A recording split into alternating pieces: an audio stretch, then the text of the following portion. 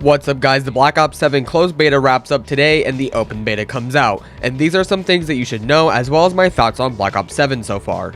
The open beta for Black Ops 7 starts around 10 AM PDT and you'll be able to play Black Ops 7 for free up until Wednesday the 8th. And yes, the open beta is free and anyone will be able to download it and try it out. What was happening this week was the closed beta, so only people who got codes or had pre-ordered Black Ops 7 were able to play it. There was some confusion about that and some people said, hey, I'm not able to get into Black Ops 7, and that's because it was the closed beta. When you play Black Ops 7, you'll get rewards for playing the beta and leveling up. At level 2, you'll get an emblem, level 6, an emote, level 11, you'll get a weapon decal, level 15, you get a weapon charm, and level 20, you'll get 2 operator skins for the operators Wei Lin and Faulkner. Then moving on from there, at level 23 you'll get a loading screen, level 27 you'll get a calling card, and finally at level 30, which is what I'm assuming is the max level, you'll get a new weapon blueprint. So there's quite a few things that you can earn just by playing the beta, and I always think it's pretty cool when games give you rewards for playing the beta.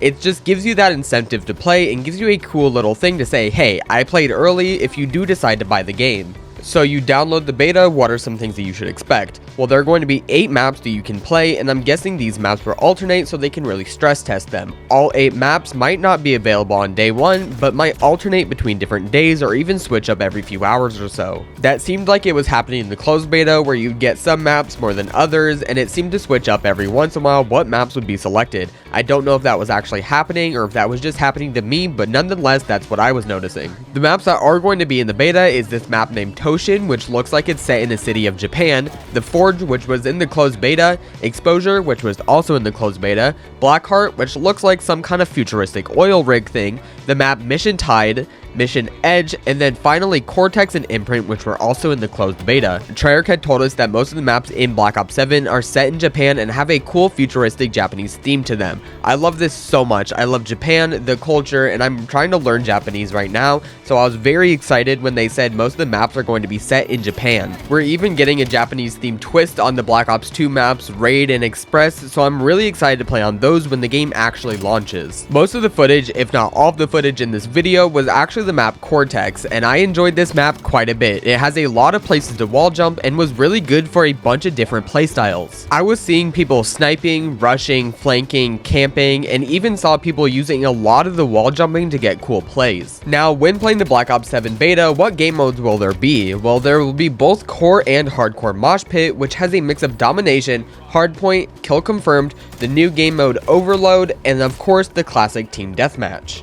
Again, these things may switch out day to day for testing, so they can make sure they have people playing certain modes so they can stress test the game. Another thing that was actually just announced is that there will be an open mosh pit mode which will have the same game modes but instead won't pair you with people based on skill. This is Treyarch actually removing skill-based matchmaking, which is something the community has wanted for a long time, and it's actually really cool to see Treyarch is actually listening to the community when it comes to Black Ops 7. So it seems like there will be 2 different modes, one for people who want skill-based matchmaking and one for people who would rather have it off. I feel like this is a happy medium. Instead of just fully removing it, you can play the other game mode and just not have it on. For a long time, skilled players have wanted skill-based matchmaking off so they don't constantly have to be trying their best to even play the game, and less skilled people have wanted it on so they aren't constantly getting killed by sweats and people that have more time on the game than them. So I'm really glad Treyarch is taking the step to change some things that are a bit more controversial in the Call of Duty community. Now moving on to the weapons we'll see in the open beta. For assault rifles, we'll see the M15 Mod 0,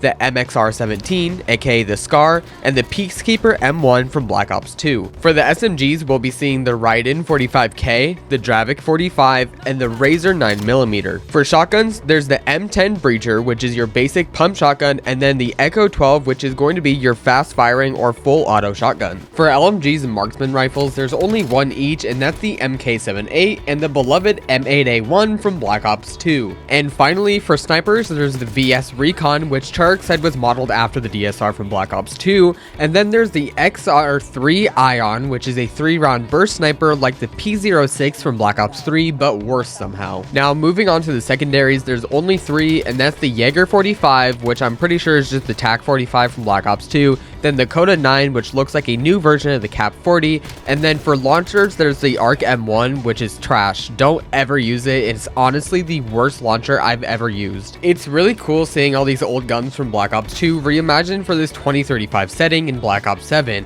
It's a good way to add nostalgia without just pulling all the older stuff right into Black Ops 7. Now I'm going to be talking about field upgrades. Since there's no specialists in Black Ops 7, Treyarch added some of those abilities as field upgrades. There's the usual assault pack and trophy system that we've had in many games, but there's some brand new ones that are new to Black Ops 7. There's the drone pod, which I've seen most people using, and when you put it down, it sends out drones that seek out enemies and detonate when it gets close to them, and this explosion does about 70 to 80 damage without flak jacket equipped. Then there's the echo unit that when you put it down, it makes a hologram of your operator to deceive enemies, and it looks really realistic. I've been fooled by it many times. Another field upgrade is the squad link that when you put it down, it boosts the score and improves the effectiveness of allied gadgets that are in its range. And finally, the one that everyone's been waiting for is active camo, which turns you completely invisible for a short amount of time.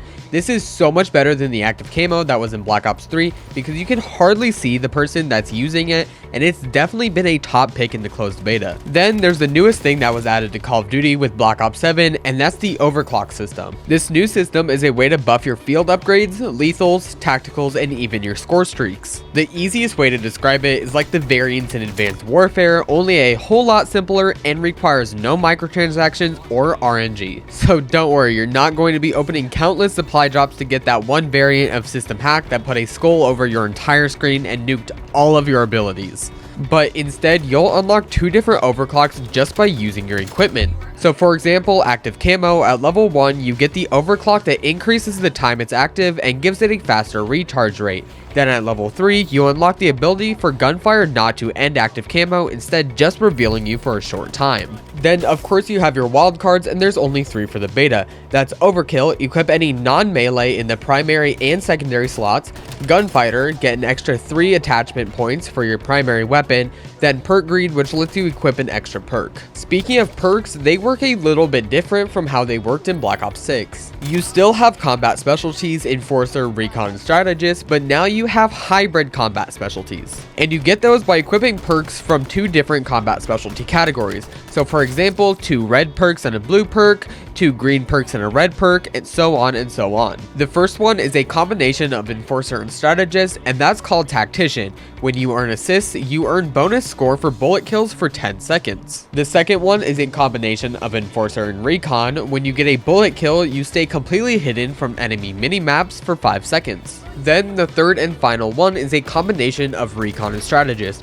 You earn field upgrade charge from suppressed weapon kills, melee weapon kills, and kills while out of sight. But anyways guys, that sums up what you should know about the Black Ops 7 open beta, and of course there is so much more little things, but this video would be like 45 minutes long if I covered absolutely everything about the Black Ops 7 beta. I've been enjoying just the closed beta so much, and I really hope you enjoy the open beta if you decide to play it, and I can't wait to make more Black Ops 7 content once the actual game comes out. So if you enjoyed this video, hit that like button and subscribe if you haven't already. Also comment down below if you're playing the Black Ops 7 beta.